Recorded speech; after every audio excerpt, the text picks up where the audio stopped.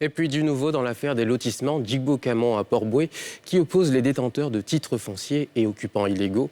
Ce mardi, les forces de l'ordre ont fait une descente musclée sur le site pour encadrer l'opération de démolition des maisons bâties sans permis de construire. Les détenteurs de titres fonciers vont enfin pouvoir prendre possession de leurs biens.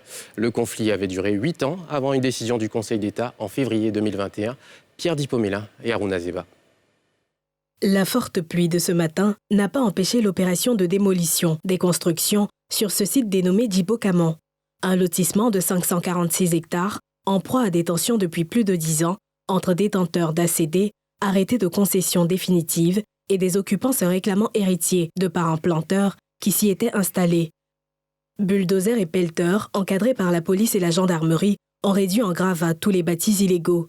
Cette action musclée fait suite à 113 plaintes de personnes détentrices de titres de propriété contre X portant sur occupation illégale de parcelles, après plusieurs feuilletons judiciaires de lotissement qui avaient été annulés et ensuite rétablis suite à une décision du Conseil d'État. Si les détenteurs de titres de propriété ont le droit de leur côté, ils n'ont cependant pas accès à leurs parcelles à cause de l'insécurité installée opportunément par les squatteurs qui y ont bâti des maisons sans permis de construire. Pour Yao Ngoran, chef de service de la brigade d'investigation et du contrôle urbain, cette opération de déguerpissement donne force à la loi.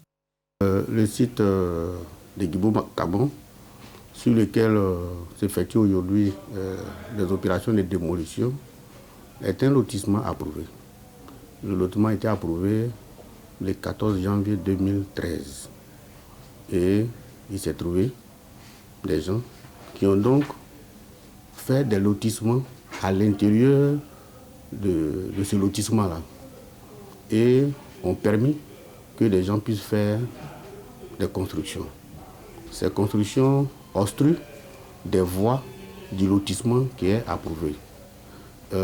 Ils ont également permis que des gens sans titre puissent construire des bâtiments sur ces lotissements illégaux.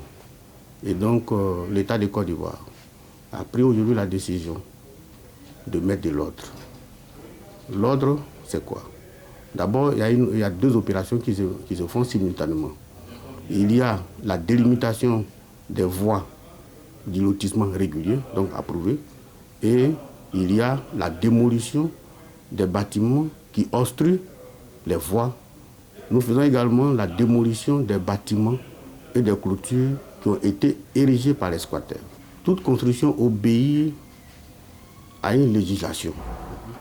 Avant de construire, il faut d'abord avoir un permis de construire. Toute construction sans permis de construire tombe donc sous le coup de la loi. Donc, les questions de titres de propriété, les questions de terre ne sont pas réglées par nos services. Nous réglons le problème des autorisations de construire. Avant ce déguerpissement des squatteurs, ils avaient reçu injonction d'arrêter les travaux en cours. Ils ont ensuite été notifiés par des mises en demeure.